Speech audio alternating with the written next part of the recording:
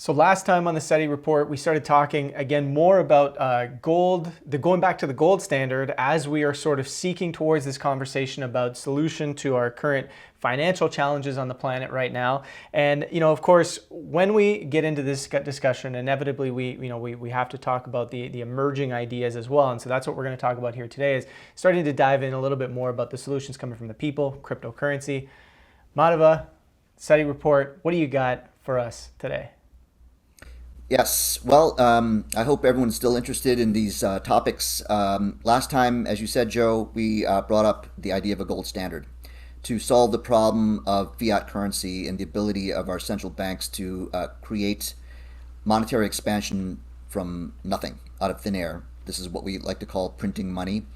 The gold standard, or a commodity-backed currency, is something that would work much, much better than what we have right now, because it would put a limitation on the expansion of money and therefore the devaluation of the currency that we're using. However, in today's day and age, we have yet another problem, which is privacy. So there is nothing wrong with you putting in $50,000 of gold into a small little purse and going over to your car dealership to buy a car if they will accept the gold. Nobody has to know what you spent your money on. So that would work.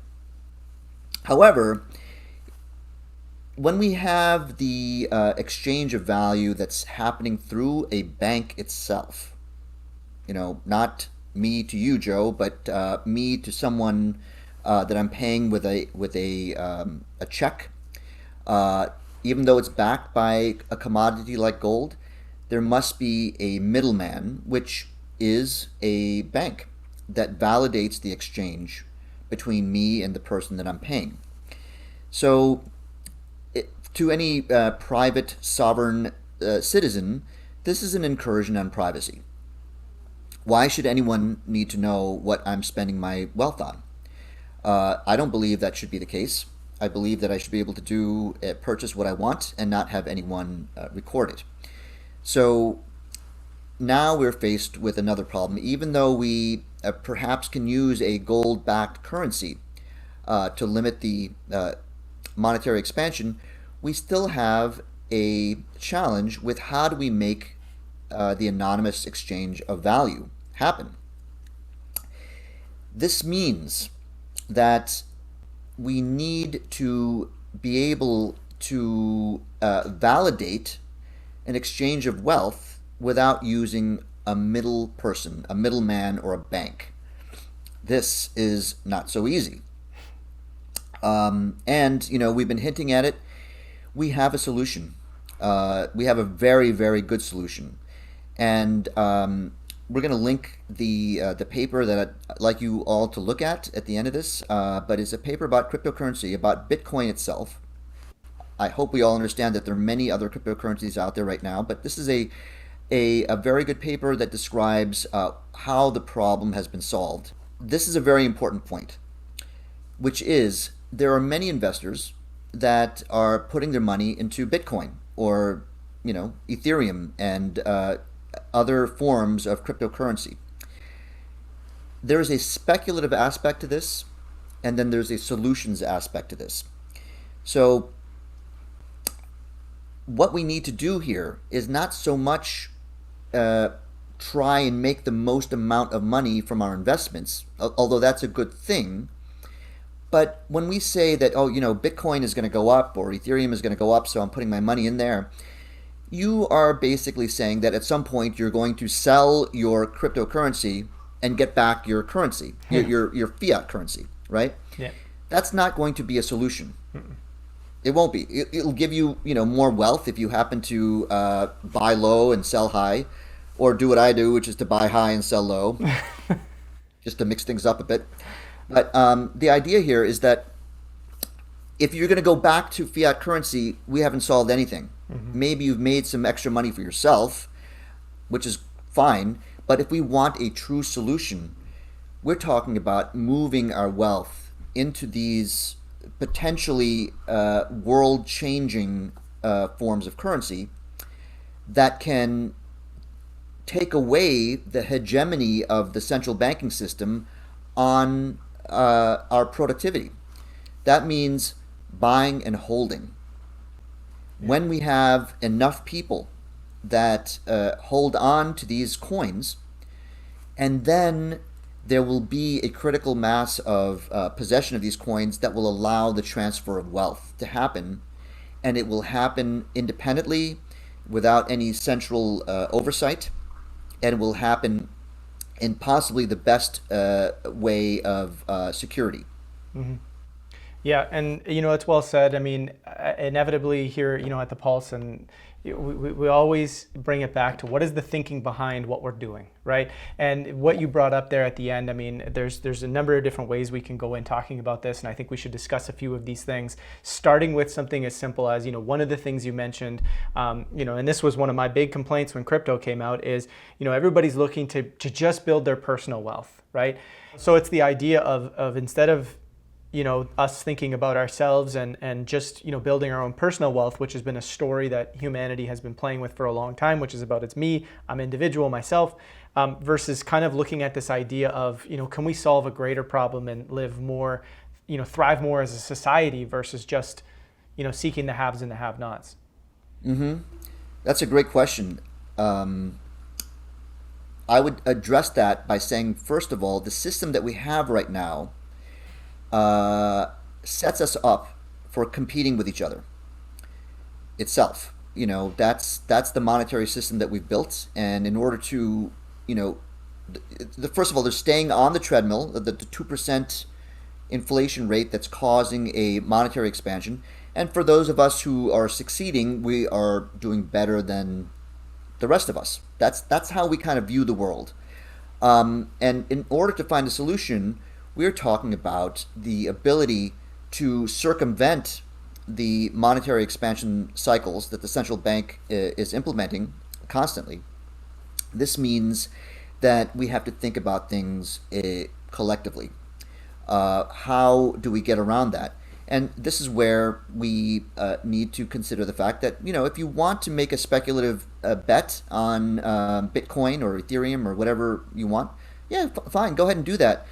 But the more productive step would be to put some of your wealth into some of these coins. Not 50% of your nest egg, but a little bit at a time. Because just like we talked about last time with gold, it's useful to have some in case we implement a gold standard, in case you want to exchange value without using the legal tender that we're being forced to use. So that in and of itself would be a step in the right direction. Because once we have a critical mass, if you will, or a critical population that owns a cryptocurrency and becomes willing to exchange wealth using that means, now we have started to take away the power of the fiat currency that we're all dependent upon. Mm-hmm. And, I'm hearing multiple things here. And, a lot of it is the first sort of step is, look, we have a lot of energy in the old system, and energy really is just our belief in it, right? Our agreement to socially contract with fiat currency. Plus, we all hold it, right? So the more you hold it, the more you play with it, the more energy that goes into that. What you're suggesting is let's actually take the action of putting some of our energy into this cryptocurrency. Let's converse about, having this as a potential future social contract. We start moving towards that. But inevitably, there's the underlying piece that gets a little more complex too, that we're talking about here, which is, the worldview behind, and this is tricky to do, right? I've been doing this for 12 years, right? And I'm sure you've thought about this a lot too.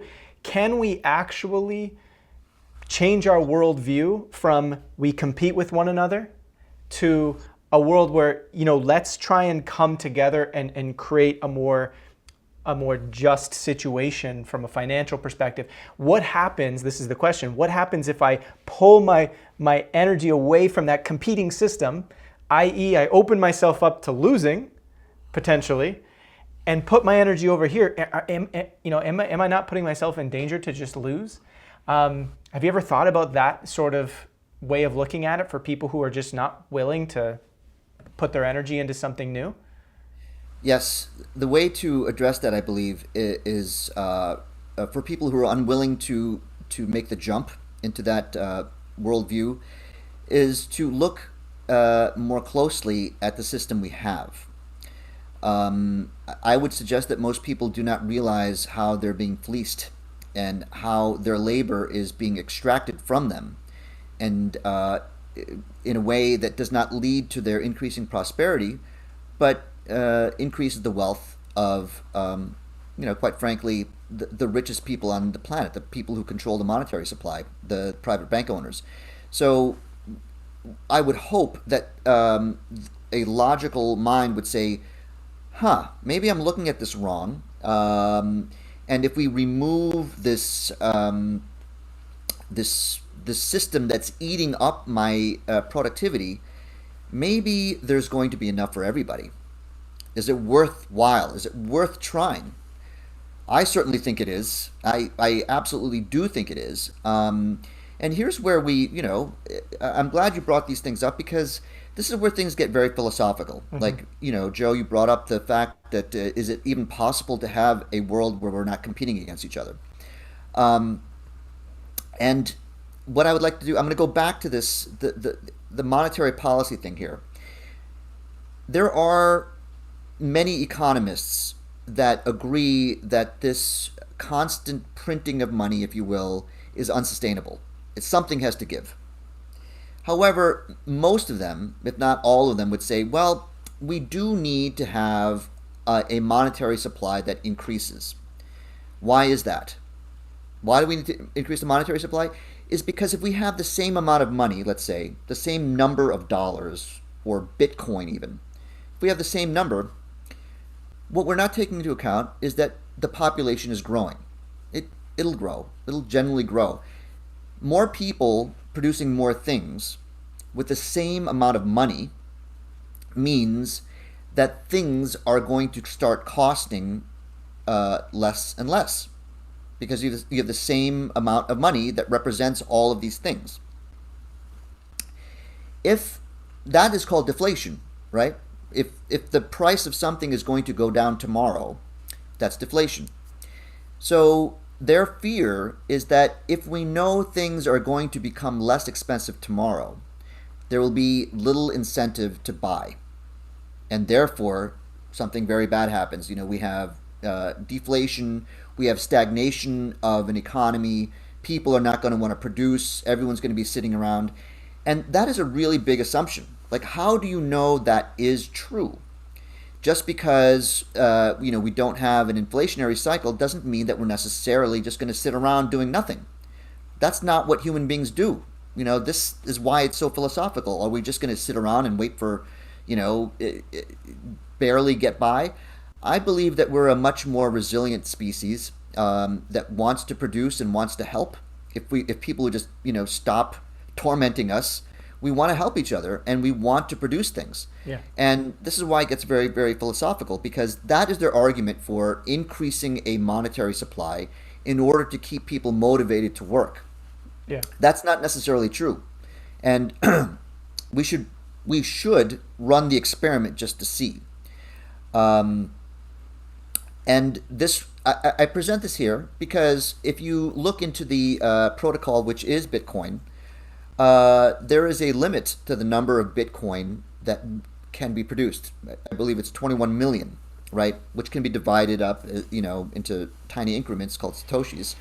But that should not be a detractor from the system, because it is very, very possible, at least in my mind, in my worldview, that even with a limited amount of currency, we are still going to be a productive species.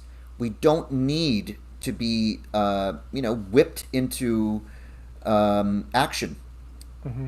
We have to produce to survive, to thrive. Yeah. And that's why I believe that the cryptocurrency situation is something that we really, really should be focusing on as the solution.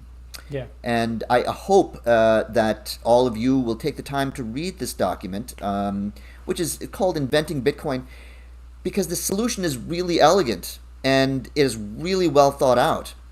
And this should be hopefully enough impetus for us to investigate this further.